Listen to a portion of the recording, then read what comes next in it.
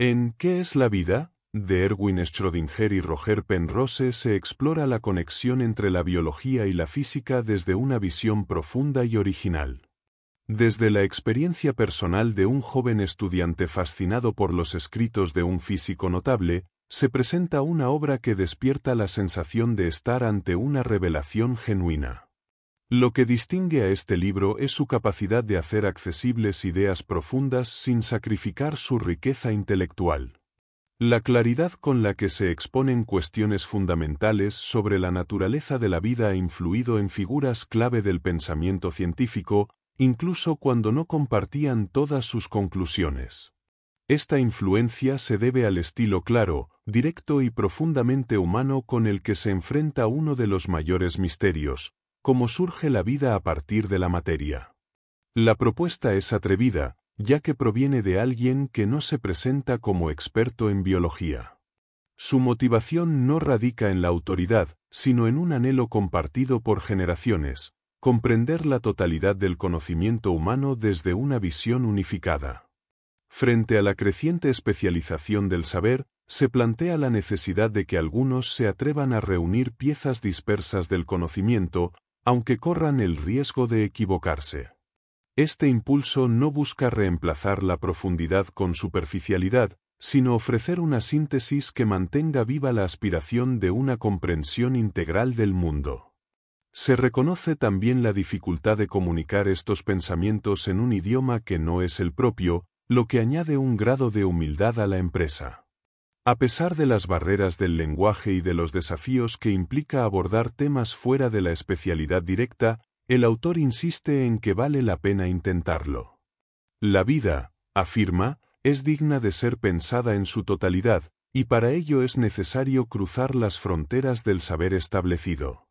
Con este acto de valentía intelectual, se abre el camino a una reflexión que no se limita a lo biológico, sino que invita a reconsiderar cómo nos relacionamos con el conocimiento, la ciencia y el misterio mismo de estar vivos.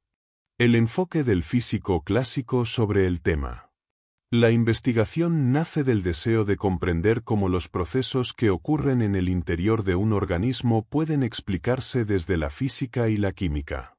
A pesar de la dificultad del tema, se plantea un enfoque sin matemáticas complejas porque la vida, en su funcionamiento más íntimo, resulta demasiado intrincada para ser capturada por los métodos tradicionales de deducción matemática. Se busca compartir una idea central que une la física con la biología. Aunque estas ciencias aún no puedan explicar todos los fenómenos vitales, su incapacidad actual no implica que tal explicación sea imposible.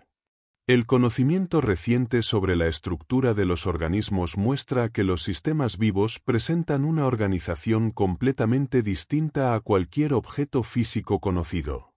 Lo que diferencia a los componentes esenciales de los seres vivos no es una complejidad mayor en apariencia, sino una cualidad estructural única. A diferencia de los cristales periódicos, presentes en la materia inanimada, las estructuras vitales pueden considerarse cristales aperiódicos, con patrones que no se repiten, cargados de significado, como una obra de arte frente a un papel tapiz. Esta diferencia, aunque sutil a simple vista, resulta crucial para entender por qué la física estadística tradicional no puede aplicarse directamente al estudio de la vida. Al plantearse si un físico puede aportar algo a este misterio, se propone comenzar desde una perspectiva ingenua. Quien se ha formado en los principios de la física, al observar a los organismos, se pregunta si sus conocimientos pueden ayudar a explicar su comportamiento. Aunque sus ideas iniciales parezcan razonables, al contrastarlas con los hechos biológicos, resultan insuficientes y requieren ajustes. Aún así, seguir ese camino puede conducir a una visión más ajustada, aunque no sea la más directa ni sencilla. La búsqueda se convierte así en un recorrido personal de exploración y descubrimiento. Una de las preguntas fundamentales que surge en este enfoque es por qué los átomos son tan pequeños. En realidad, la cuestión apunta a por qué los organismos, y en particular los humanos, son tan grandes en comparación con ellos. Si nuestro cuerpo estuviera formado por pocos átomos o fuera sensible a la acción de uno solo, la percepción del mundo sería caótica. La estructura ordenada de nuestro pensamiento exige una base física igualmente ordenada, y eso solo es posible gracias a la intervención de una enorme cantidad de átomos que, en conjunto, permiten que se manifiesten leyes estables. Los átomos individuales están en constante movimiento desordenado debido al calor. Este movimiento aleatorio impide que, cuando hay pocos átomos, se puedan observar comportamientos regulares. Solo cuando se agrupan en grandes cantidades, las fluctuaciones se estabilizan y surgen leyes estadísticas que permiten un orden aparente. Esa es la base de toda ley física conocida, una regularidad construida sobre números inmensos. Por eso la vida, para mantener su estabilidad y permitir el pensamiento, necesita esa escala atómica gigantesca. Ejemplos como el paramagnetismo ilustran cómo el comportamiento colectivo de millones de moléculas crea efectos previsibles. Aunque cada molécula se mueva de manera aleatoria, el conjunto responde al campo magnético con una regularidad que puede medirse. Al bajar la temperatura y reducir el desorden térmico, el efecto del campo se refuerza, confirmando que el orden solo se impone cuando hay suficientes átomos en juego.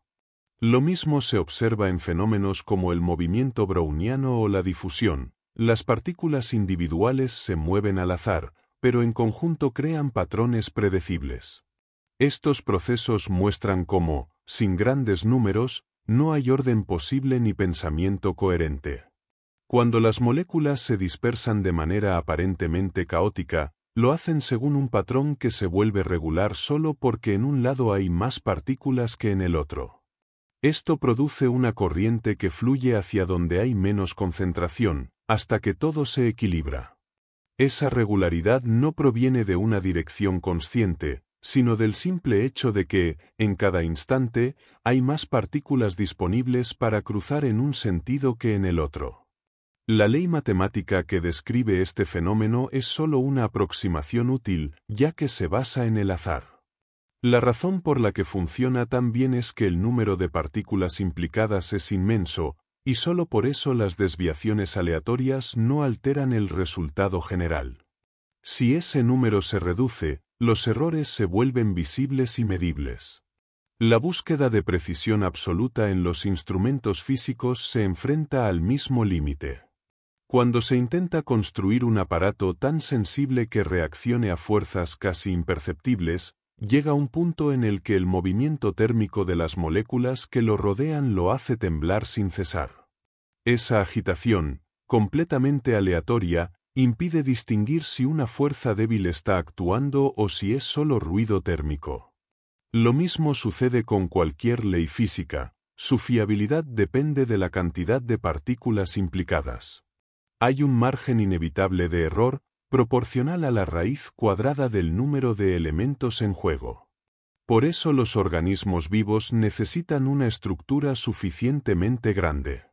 Sin esa escala, las leyes que gobiernan sus funciones no tendrían la estabilidad necesaria para que los procesos vitales y las percepciones del mundo externo se mantuvieran con coherencia. El mecanismo hereditario. La materia viva no mantiene su orden interno permaneciendo quieta, sino todo lo contrario, lo conserva al intercambiar energía con su entorno. Un ser vivo es un sistema que escapa continuamente de la tendencia natural al desorden, absorbiendo energía ordenada y expulsando energía degradada. Esta estrategia es esencial, porque la ley que rige el universo tiende a aumentar la entropía, es decir, el desorden. La vida se opone a esta tendencia al construir estructuras que resisten la dispersión, aunque para lograrlo necesita alimentarse constantemente de orden externo. La clave está en entender que el organismo no crea orden desde la nada, sino que lo toma del ambiente para sostener su estructura. Lo que define a un ser vivo no es solo su organización, sino su capacidad de mantener esa organización frente al caos. Cada célula, en lugar de quedar atrapada en la inevitable descomposición que afecta a toda materia, transforma su entorno para renovarse sin cesar.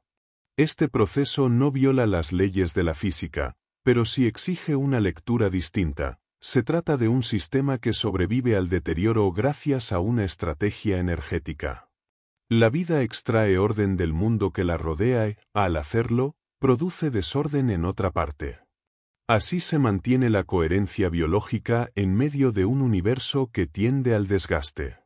Este equilibrio entre orden interno y desorden externo convierte al ser vivo en una paradoja, un sistema altamente improbable que persiste en el tiempo desafiando la estadística. La estabilidad que muestra no es una simple casualidad, sino el resultado de una lucha constante contra la entropía. Y esa lucha no es pasiva, sino activa, exige un flujo continuo de energía e intercambio con el medio. A diferencia de un objeto inerte, el organismo vive mientras logra mantener su improbable estructura, actualizándola a cada instante con recursos tomados del exterior. La permanencia de las características hereditarias es casi absoluta, pues no solo se transmiten rasgos aislados sino el patrón completo y dinámico del organismo a lo largo de generaciones. Este patrón, manifestado en el fenotipo, se mantiene sin cambios apreciables durante siglos y se guarda en la estructura material del núcleo celular que forma el huevo fertilizado. Este fenómeno resulta asombroso y está acompañado por la capacidad humana de comprenderlo cada vez mejor, aunque la profundidad total de este conocimiento y la naturaleza última de la herencia pueden superar el alcance de la comprensión humana. Mutaciones. Las mutaciones son cambios discontinuos en el material hereditario que se transmiten perfectamente a la descendencia, a diferencia de las pequeñas variaciones accidentales que no se heredan. Estas mutaciones, descubiertas por De Vries, aparecen como saltos repentinos y son la base sobre la cual actúa la selección natural para moldear las especies. A diferencia de las variaciones continuas, las mutaciones producen características nuevas que se mantienen constantes en la descendencia, permitiendo que la evolución avance mediante la supervivencia del más apto. Cada mutación afecta a un solo cromosoma y se localiza en un lugar específico llamado locus, sin afectar al homólogo correspondiente. Cuando un organismo portador de una mutación se cruza con uno no mutado, aproximadamente la mitad de la descendencia presenta la mutación, lo que refleja la segregación cromosómica durante la meiosis. Sin embargo, muchas mutaciones son recesivas y no se manifiestan a menos que estén presentes en ambos cromosomas, lo que puede permanecer oculto durante generaciones. Las mutaciones recesivas, aunque latentes en heterocigosis, pueden acumularse y producir daños cuando se combinan en homocigosis, especialmente en casos de consanguinidad. Esto explica los riesgos asociados con el apareamiento entre individuos cercanos, donde aumenta la probabilidad de manifestación de enfermedades hereditarias por mutaciones recesivas. Esta acumulación de mutaciones latentes tiene un impacto negativo en la salud de poblaciones cerradas o endogámicas. Los términos técnicos para describir estos fenómenos son alelos, heterocigoto y homocigoto. Un alelo es una versión del gen en un locus específico. Un organismo es heterocigoto si tiene dos alelos diferentes y homocigoto si tiene dos iguales. Las mutaciones dominantes se expresan en heterocigosis, mientras que las recesivas solo se manifiestan en homocigosis. Por ejemplo, en las plantas de guisante, el color blanco es recesivo y solo aparece cuando ambos alelos son blancos. Las mutaciones deben ser eventos poco frecuentes para que la selección natural funcione eficazmente. Si ocurrieran muchas mutaciones simultáneas en un individuo, la mayoría serían perjudiciales y la especie no mejoraría. La estabilidad genética garantiza que las innovaciones genéticas puedan ser evaluadas una a una, manteniendo la integridad del organismo mientras se prueba cada cambio. La irradiación con rayos X o gamma puede aumentar la tasa de mutaciones, pero estas inducidas son idénticas a las naturales en su naturaleza. La cantidad de mutaciones inducidas es proporcional a la dosis de radiación, demostrando que cada mutación es un evento único y no un efecto acumulativo. Esto sugiere que la mutación ocurre por un cambio puntual en un cromosoma durante la irradiación, lo que explica la relación lineal entre dosis y número de mutaciones. La segunda ley de las mutaciones establece que el tipo de radiación, desde rayos X suaves hasta rayos gamma más duros, no altera la tasa de mutación si la dosis es la misma, medida en unidades que cuantifican las ionizaciones producidas en un volumen estándar. Esto indica que la mutación resulta de una ionización específica dentro de un volumen crítico muy pequeño en la célula germinal, estimado en un espacio que contiene alrededor de 1000 átomos. La probabilidad de mutación depende de que esta ionización ocurra cerca de una región particular del cromosoma, lo que sugiere un evento localizado y puntual dentro de la estructura genética. Este conocimiento tiene implicaciones prácticas para la exposición humana a radiaciones, como en ambientes médicos, donde aunque se protegen los daños inmediatos, existe el riesgo indirecto de causar mutaciones dañinas en las células germinales. Estas mutaciones pueden acumularse y aumentar los riesgos hereditarios en la descendencia, especialmente en poblaciones con matrimonios consanguíneos. Esto subraya la importancia social de controlar la exposición a radiaciones para evitar la propagación silenciosa de mutaciones latentes que podrían afectar la salud genética de futuras generaciones. Evidencia cuántica de la mecánica en la biología. Los avances en rayos X permitieron a biólogos y físicos reducir el tamaño estimado de la estructura genética responsable de rasgos específicos, revelando que un gen involucra un número relativamente pequeño de átomos, alrededor de 1000 o menos. Esta estructura se mantiene estable a lo largo de generaciones, incluso ante el desorden térmico, planteando un misterio para la física clásica. La estabilidad química, aunque conocida, no explica completamente la durabilidad biológica, lo que impulsa a buscar respuestas en la teoría cuántica, que vincula el mecanismo de la herencia con principios fundamentales de la mecánica cuántica desarrollados desde principios del siglo XX. La teoría cuántica introdujo el concepto de estados discretos o cuantizados, donde sistemas atómicos solo pueden existir en niveles específicos de energía y configuración.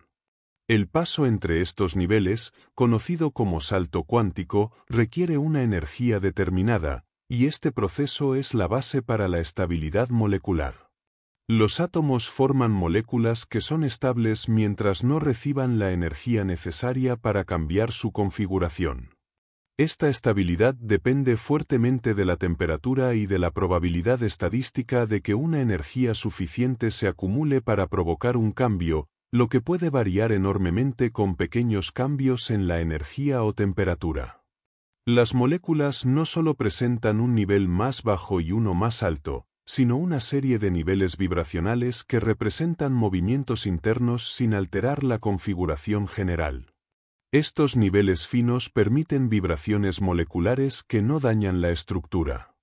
Sin embargo, los cambios importantes en la configuración, que implican diferentes formas moleculares llamadas isómeros, requieren superar un umbral energético considerable. La transición entre isómeros implica reordenamientos complejos que no suceden espontáneamente porque involucran estados intermedios con energía mucho mayor. Este fenómeno explica por qué ciertos estados moleculares son muy estables y cómo los saltos cuánticos entre configuraciones estables representan mutaciones biológicas.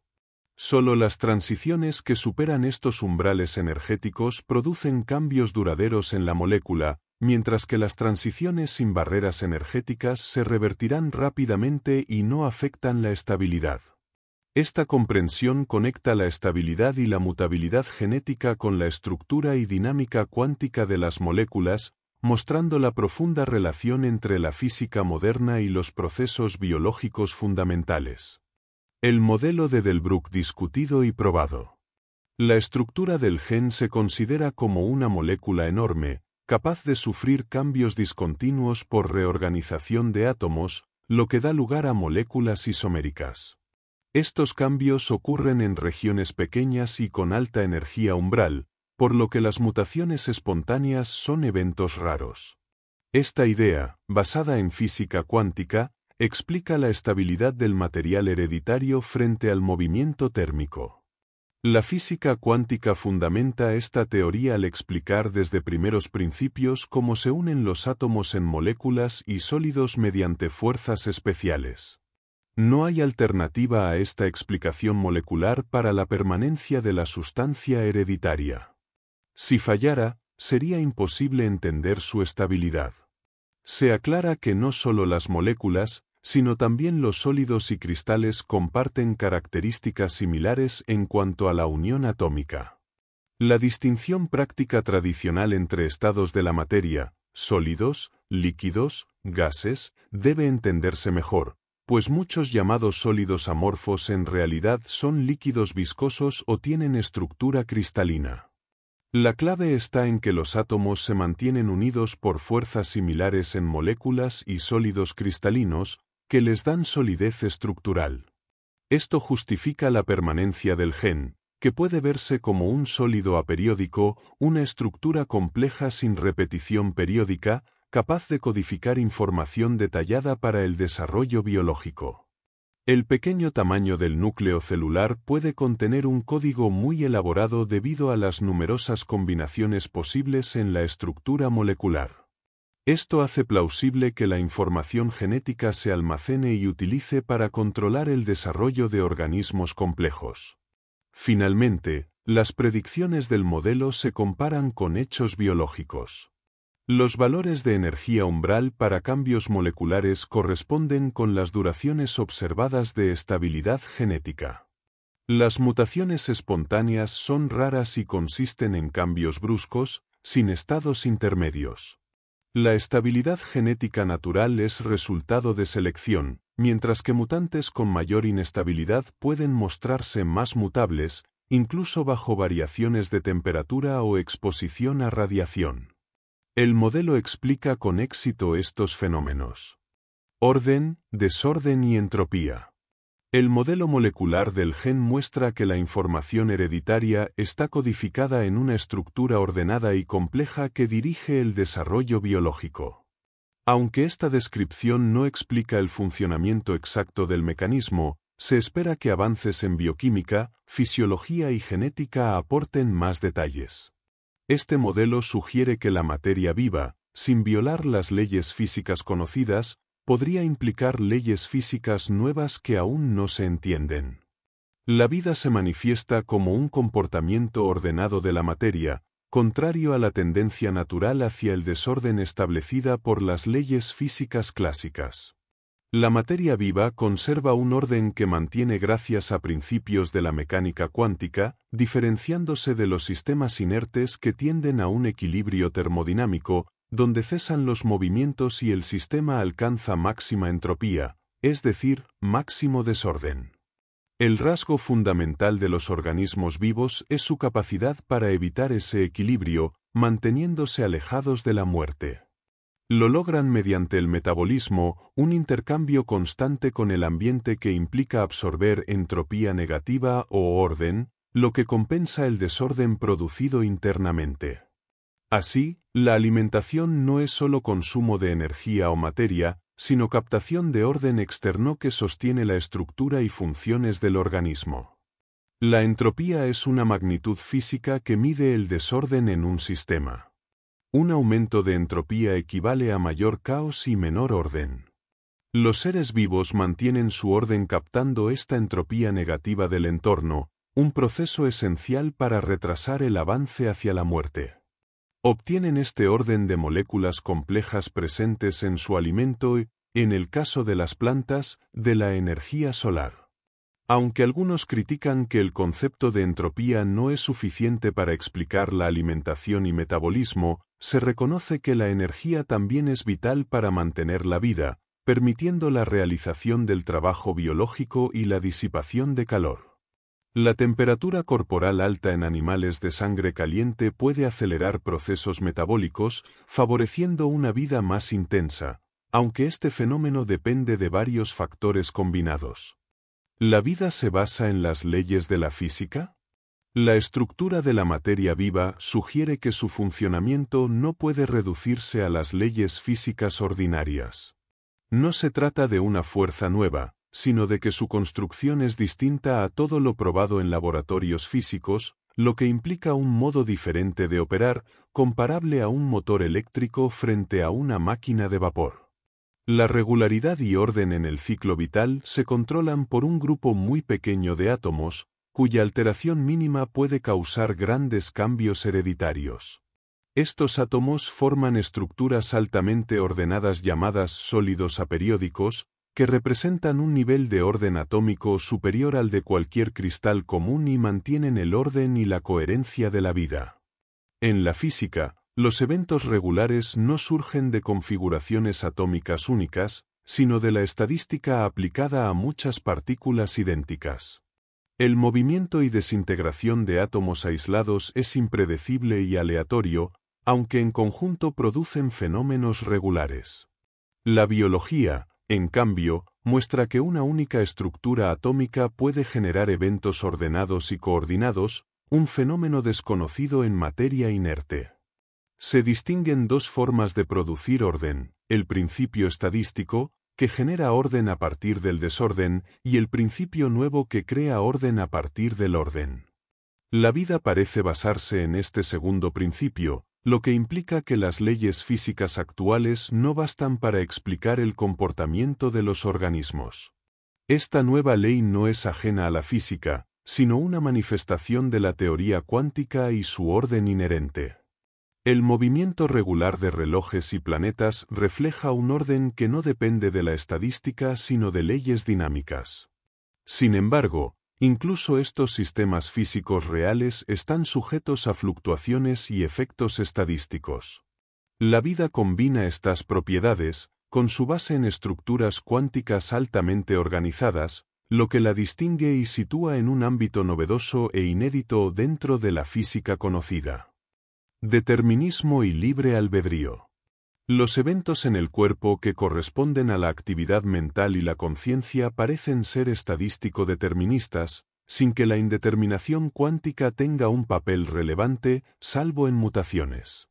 La idea de que el cuerpo funciona como una máquina según las leyes naturales, mientras que la mente parece dirigirlo y asumir responsabilidad, sugiere que la conciencia controla el movimiento atómico, una conclusión que conecta ciencia y experiencia directa. Esta conclusión invita a pensar que el yo consciente es quien gobierna las leyes naturales dentro del cuerpo. Aunque pueda parecer blasfemo en ciertas tradiciones, esta visión se acerca a una interpretación biológica de Dios e inmortalidad, reflejada en antiguas filosofías como la Upanishad, donde el yo individual es igual al yo universal y eterno. Experiencias místicas y filosóficas coinciden en que la conciencia es una sola, y no plural, a pesar de la apariencia múltiple. La idea común de muchas conciencias separadas surge porque la conciencia está ligada a un cuerpo limitado, y como hay muchos cuerpos, se infiere que hay muchas conciencias. Esta hipótesis lleva a la noción de almas individuales y a dudas sobre su inmortalidad, que parecen poco convincentes. La única alternativa lógica es aceptar que la conciencia es única y la multiplicidad solo una ilusión creada por la relación entre mente y cuerpo, similar a como un solo pico montañoso se ve desde distintos valles. La experiencia del yo es continua e indivisible, y aunque cambien recuerdos y relaciones, no hay pérdida real de existencia personal. La base física de la conciencia. El mundo es una construcción de nuestras sensaciones, percepciones y recuerdos, y su manifestación depende de procesos específicos en el cerebro. La conciencia está vinculada a ciertas funciones nerviosas organizadas en seres vivos, pero no todos los procesos nerviosos o cerebrales son conscientes. Muchos son automáticos, repetitivos y no requieren atención consciente, lo que indica que la conciencia surge con la novedad y el aprendizaje. Las acciones repetidas se vuelven rutinarias y desaparecen del foco consciente, mientras que las diferencias o cambios en la situación llaman la atención y se hacen conscientes. Este mecanismo permite que la conciencia supervise el aprendizaje y la adaptación, dejando que el cuerpo ejecute lo aprendido sin esfuerzo consciente, como al caminar o realizar tareas habituales. Los procesos inconscientes regulan funciones vitales, como la respiración o el latido del corazón, que pueden volverse conscientes solo ante cambios inusuales o amenazas. Esta continuidad entre lo consciente y lo inconsciente muestra que la conciencia está ligada al proceso de evolución y transformación del organismo, especialmente en la interacción con un entorno cambiante. El desarrollo individual repite patrones heredados y practicados, pero la conciencia aparece con las novedades y adaptaciones que surgen en el organismo. La conciencia es, por tanto, una manifestación de la evolución en acción, acompañando el aprendizaje y la transformación en el cuerpo y la mente. Esta comprensión tiene implicaciones éticas. La conciencia está ligada al conflicto interno entre el ego primitivo y la transformación hacia actitudes más altruistas. La evolución humana incluye un proceso de autoconquista y superación, donde el desarrollo de la conciencia y la ética van de la mano, reflejando la lucha constante entre el yo natural y el yo que se transforma para convivir en sociedad. El futuro del entendimiento. Es poco probable que el conocimiento actual represente un punto final o máximo en la comprensión del mundo. No existe razón para pensar que el cerebro humano sea el órgano de pensamiento definitivo, pues otras especies podrían desarrollar capacidades cognitivas muy distintas, comparables a la diferencia entre nuestra percepción y la de otros animales. La evolución del planeta continúa, pero el futuro desarrollo biológico del ser humano resulta incierto y podría estar cerca de un límite evolutivo, como ocurre con especies que han permanecido sin cambios significativos durante millones de años. Algunos argumentos sugieren que la evolución física del ser humano está detenida o limitada, debido a factores como la disminución de mutaciones significativas y la intervención social que reduce la selección natural tradicional. El cuidado médico, las leyes y la reducción de la mortalidad modifican la presión selectiva, mientras que fenómenos como la guerra, que en el pasado pudieron tener valor selectivo, hoy carecen de esta función. Estas condiciones sugieren un estancamiento evolutivo que podría durar mucho tiempo, aunque esto no implique extinción. La teoría darwinista puede parecer pesimista porque muestra al organismo como pasivo frente a las mutaciones aleatorias, sin que las habilidades o comportamientos adquiridos influyan en la herencia. Sin embargo, una interpretación más profunda revela que el comportamiento individual sí juega un papel crucial en la evolución, aunque no mediante la transmisión directa de características adquiridas. Las variaciones fortuitas que resultan útiles tienden a reforzarse porque el organismo, a través de su interacción con el ambiente, puede modificar su entorno o su conducta para favorecer esas variaciones, acelerando así su selección.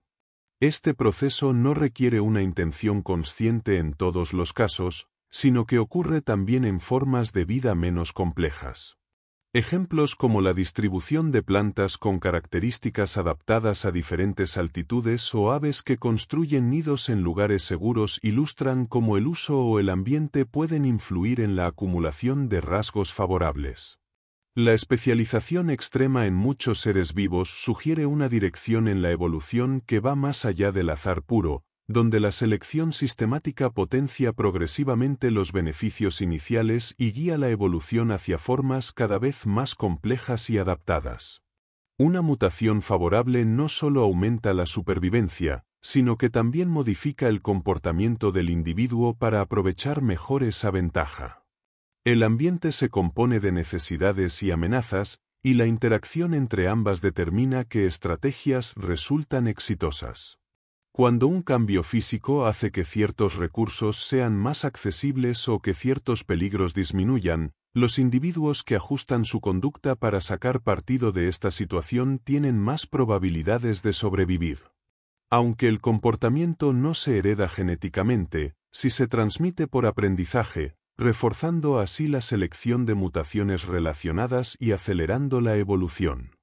El comportamiento y la fisiología están profundamente ligados. A medida que un órgano se desarrolla, el uso que se le da se vuelve inseparable de su existencia. Por ejemplo, no es posible poseer manos hábiles sin emplearlas, ni tener alas sin intentar volar.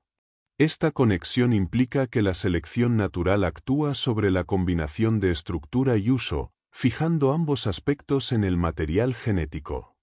Esto significa que la evolución se apoya en la interacción constante entre la forma física y la actividad del organismo, que juntos determinan el camino adaptativo y la mejora continua. El futuro biológico depende en gran medida de la conducta y las decisiones conscientes. La inteligencia humana permite modificar el entorno y adaptar el comportamiento de manera rápida, lo que puede acelerar la evolución. Sin embargo, la creciente mecanización y la monotonía laboral amenazan esta dinámica, pues reducen la necesidad de habilidades y creatividad, favoreciendo a individuos menos talentosos. La protección social y las instituciones que reducen la competencia pueden frenar la evolución biológica, a menos que se promueva un entorno donde la inteligencia y la competencia individual sean valoradas y las máquinas asuman tareas repetitivas para liberar el potencial humano. El principio de objetivación. Dos principios fundamentales sustentan el método científico: la comprensibilidad de la naturaleza y la objetivación.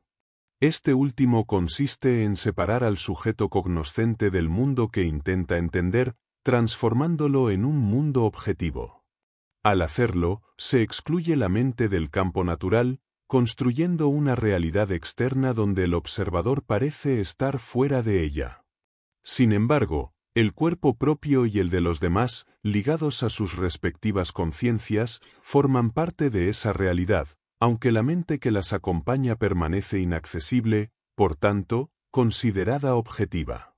Esta separación genera paradojas, como la percepción de un mundo frío y sin vida, y la dificultad para explicar cómo la mente puede influir en la materia, ya que al excluir la mente de la realidad física, ésta pierde lugar y acción.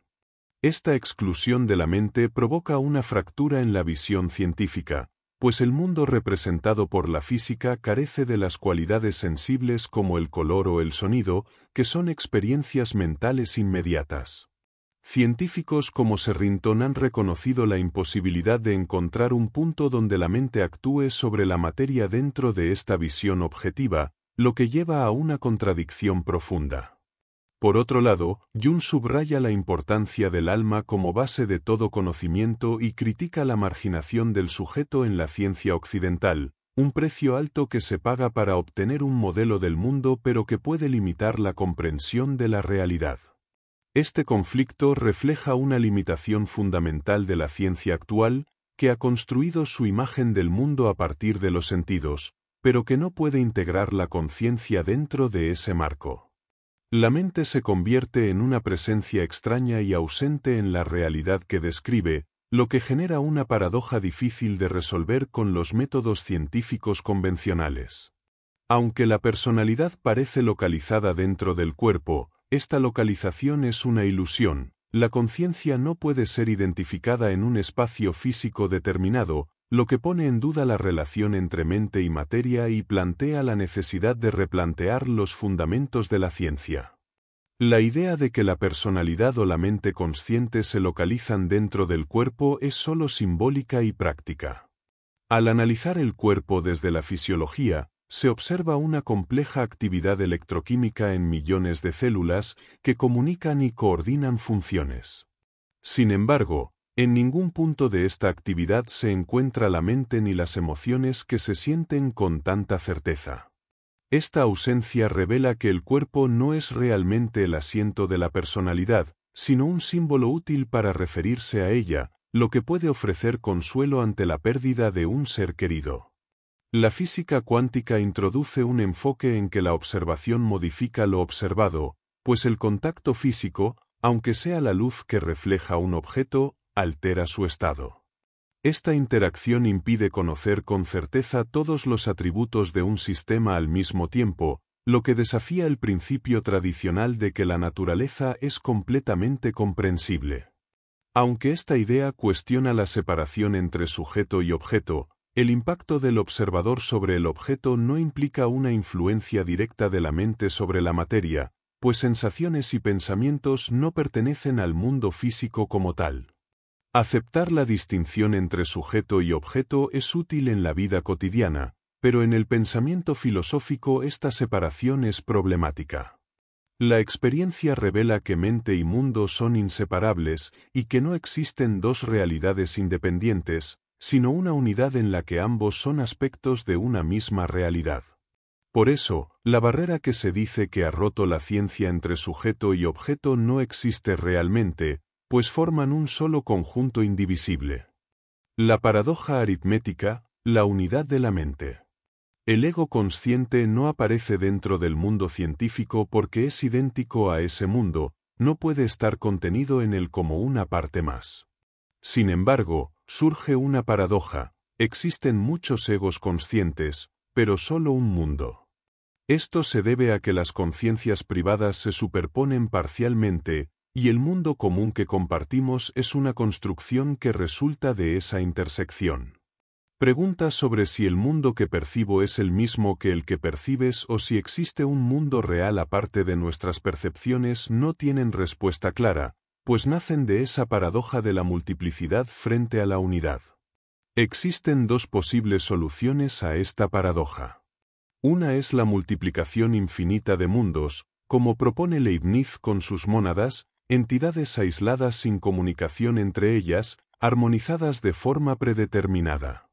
La otra solución es la unificación de las conciencias, aceptando que la multiplicidad es sólo aparente y que en realidad hay una única mente.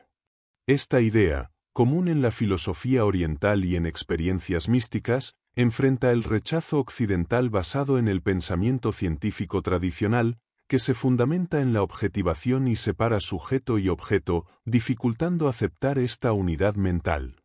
El hecho de que la conciencia nunca se experimente como plural, sino siempre como singular, sostiene la doctrina de la unidad mental.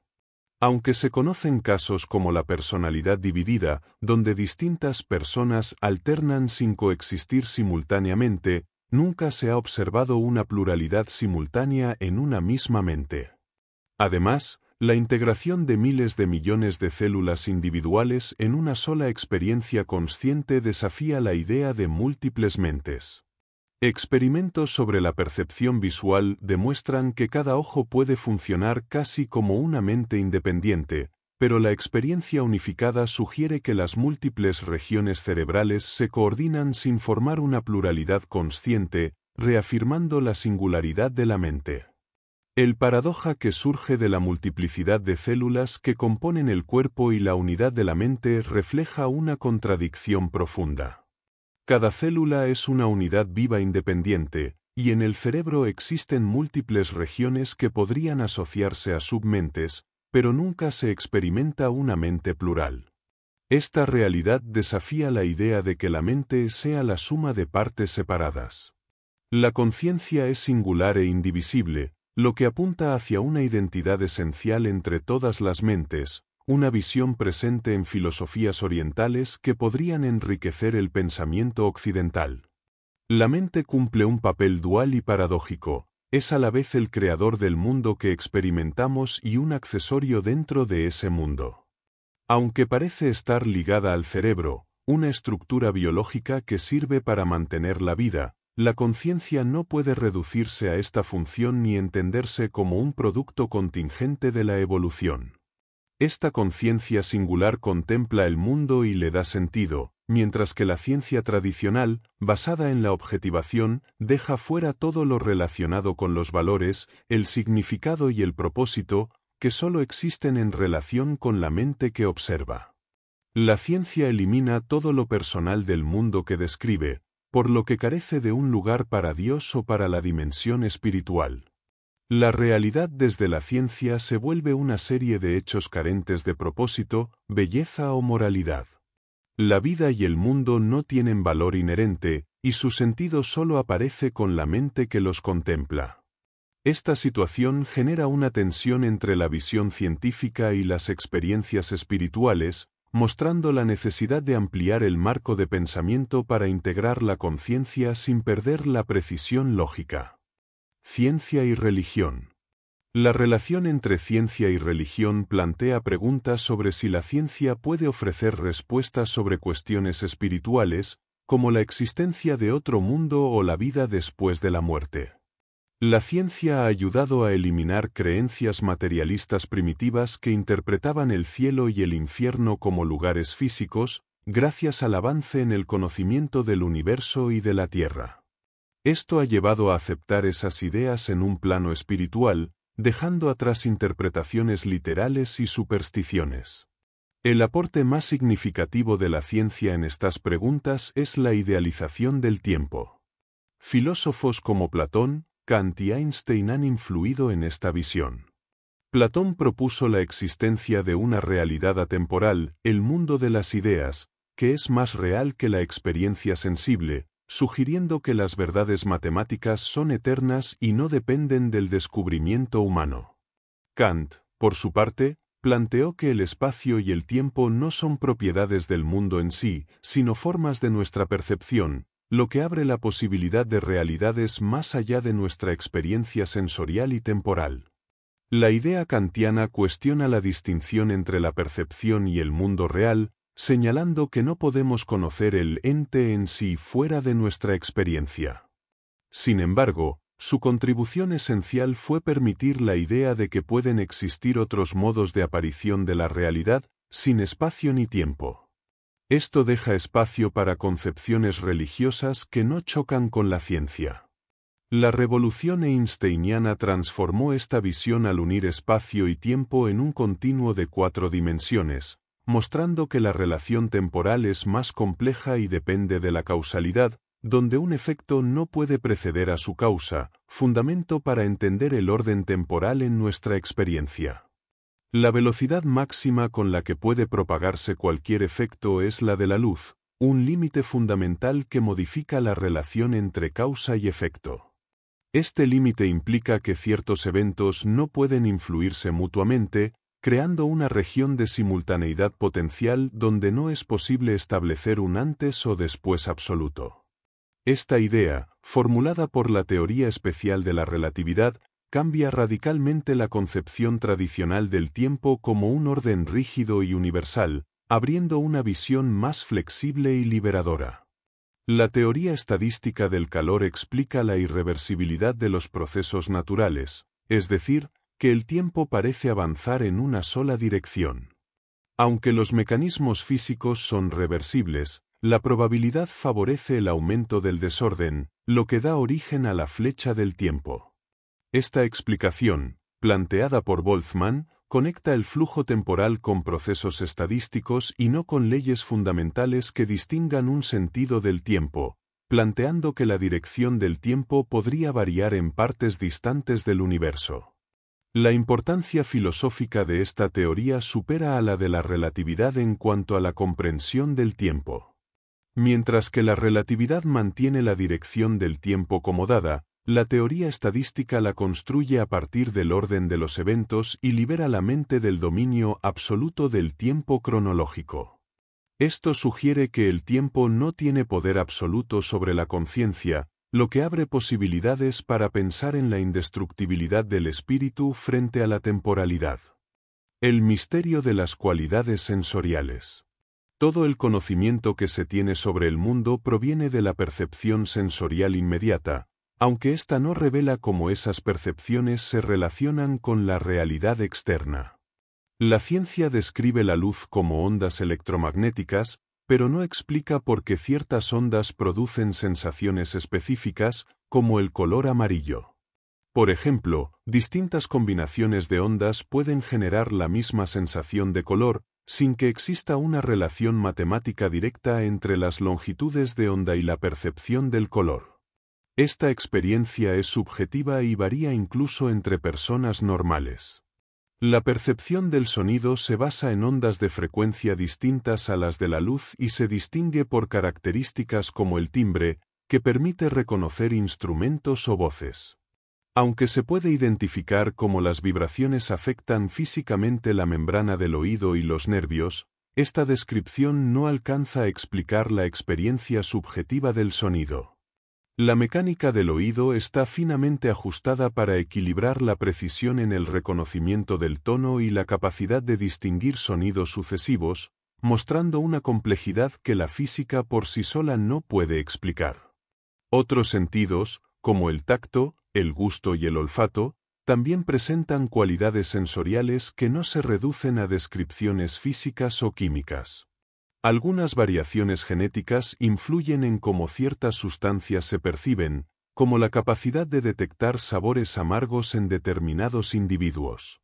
La visión de ciertos animales supera la humana, como las abejas que perciben luz ultravioleta o los murciélagos que captan ultrasonidos, revelando la diversidad y especificidad de las percepciones sensoriales en la naturaleza. La luz que emiten los átomos no tiene color por sí misma. El color es una cualidad generada por la interacción con los sentidos. El conocimiento físico se basa en observar líneas espectrales y medir sus longitudes de onda con instrumentos específicos, como el espectroscopio de rejilla de difracción. Este método permite identificar con precisión las características físicas de la luz, más allá de la percepción visual, mostrando que la experiencia del color no se encuentra en la descripción objetiva de las ondas electromagnéticas. El desarrollo de técnicas avanzadas ha permitido extender el análisis espectral más allá del rango visible, utilizando placas fotográficas para captar radiaciones invisibles. Las longitudes de onda siguen patrones matemáticos uniformes que se mantienen en todo el espectro, lo que ha ampliado la comprensión científica sobre la naturaleza de la luz y su interacción con la materia, pero sin que estas descripciones expliquen la experiencia subjetiva de los colores. La percepción directa de los fenómenos no revela su verdadera naturaleza física, por lo que es necesario usar instrumentos complejos para obtener información objetiva. Estos dispositivos no eliminan al observador, pues la construcción, calibración y lectura de sus medidas dependen siempre de la experiencia sensorial humana. Sin la intervención directa de quien observa, no se podría obtener conocimiento alguno. La teoría científica se construye a partir de datos que se obtienen mediante percepciones sensoriales indirectas, aunque el resultado final carezca de las cualidades sensoriales mismas. Este contraste entre la base sensorial y la abstracción teórica muestra que el conocimiento científico no reproduce la experiencia directa, sino que la interpreta mediante modelos que simplifican la realidad. Este fenómeno ya fue señalado por Demócrito en la antigüedad, quien reconocía la diferencia entre las percepciones sensibles y la verdadera esencia de la materia. La ciencia organiza y facilita el recuerdo y análisis de los hechos, pero en su lenguaje y teoría puede confundirse la experiencia directa con la interpretación teórica. Por eso, aunque las teorías sean útiles, nunca explican ni contienen las cualidades sensoriales que percibimos. Bocetos autobiográficos. La amistad cercana y las conversaciones filosóficas con un amigo de la universidad marcaron una etapa importante, aunque la vida y el tiempo distanciaron ese vínculo. La influencia de pensadores y científicos como Richard Semon y Fritz Asenorl fue decisiva en la formación intelectual, junto con la relación profunda con la familia y amigos que acompañaron los años difíciles, marcados también por la guerra y los cambios sociales. El trabajo en física experimental permitió descubrir los propios límites y la importancia de la medición precisa, mientras el entorno académico mostraba resistencias al progreso debido a estructuras tradicionales. La revolución política y la crisis económica afectaron la vida familiar, el bienestar y las oportunidades, mientras el cuidado del padre enfermo y la muerte en 1919 dejaron una marca emocional profunda. La educación y la formación intelectual recibida en la infancia, junto con la influencia constante del padre, resultaron determinantes para el desarrollo personal. La importancia del ambiente familiar y social se destaca frente a la idea reduccionista de la genética, mostrando que el crecimiento humano es producto tanto de la herencia biológica como de la educación y la cultura que lo rodean. Las discusiones sobre evolución cambiaron cuando comenzó a estudiar botánica y leer con interés el origen de las especies. Mientras la teoría de la evolución seguía prohibida en las escuelas, se convirtió en un ferviente seguidor del darwinismo, aunque su padre mostraba cautela influido por sus amigos. En familia, coincidían en que la evolución tenía una base causal y rechazaban fuerzas especiales que contradijeran las leyes de la materia inanimada. Los viajes familiares de verano fueron decisivos para cultivar su curiosidad intelectual, destacando recuerdos de Inglaterra y Europa que enriquecieron su perspectiva y dominio del inglés desde pequeño, favoreciendo su adaptación cultural pese a dejar su país natal.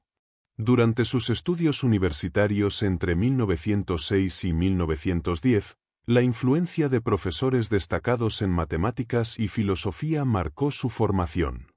Asistió a clases sobre geometría proyectiva y teoría de grupos, apreciando la claridad y rigor de sus docentes. También se acercó a la filosofía de Spinoza y realizó análisis químicos, aunque con limitaciones para comprender la bioquímica emergente, guiándose más por la intuición. La Primera Guerra Mundial interrumpió sus estudios, y aunque fue llamado al servicio militar, sus experiencias fueron en gran medida tranquilas, con anécdotas como la observación de un fenómeno eléctrico nocturno poco común. El período de la guerra terminó con el matrimonio y la mudanza ajena, donde continuó su trabajo en física teórica y mantuvo relaciones amistosas con colegas de diversos orígenes. La época posterior se caracterizó por movimientos frecuentes entre ciudades europeas debido a circunstancias políticas, especialmente con la llegada al poder del nazismo. La negativa de Alemania a aceptar su renuncia y el premio Nobel evidenciaron tensiones políticas que impulsaron su traslado a otros países, incluyendo Irlanda, donde encontró un ambiente laboral y personal más favorable, alejado de los conflictos bélicos y del antisemitismo. Los últimos años antes y durante la Segunda Guerra Mundial estuvieron marcados por la necesidad de refugiarse y adaptarse a nuevas circunstancias, incluyendo desplazamientos por Europa y eventual asentamiento en Dublín. La relación con figuras como Lindemann y de Valera facilitó sus movimientos y protección, permitiéndole continuar su trabajo académico en condiciones relativamente estables. En esta etapa escribió importantes libros y avanzó en sus investigaciones, a pesar de los desafíos. Al concluir la guerra, enfrentó el regreso a Austria con dificultades políticas y económicas, lo que prolongó su exilio en Irlanda antes de ser finalmente restituido en su puesto académico, agradeciendo el apoyo de amigos y autoridades que hicieron posible ese retorno. Gracias por acompañarnos en este recorrido por ¿Qué es la vida?, de Erwin Schrödinger y Roger Penrose. Esperamos que estas reflexiones te hayan inspirado a profundizar en la comprensión de los fundamentos de la vida desde una perspectiva científica y filosófica. Queremos agradecer a los autores por compartir su conocimiento y experiencia en este campo, proporcionando una perspectiva única que amplía nuestra comprensión sobre los misterios que rodean la esencia de la vida y su relación con la física. No olvides suscribirte, dejar tu comentario y compartir este vídeo si te ha sido útil. Nos vemos en el próximo resumen.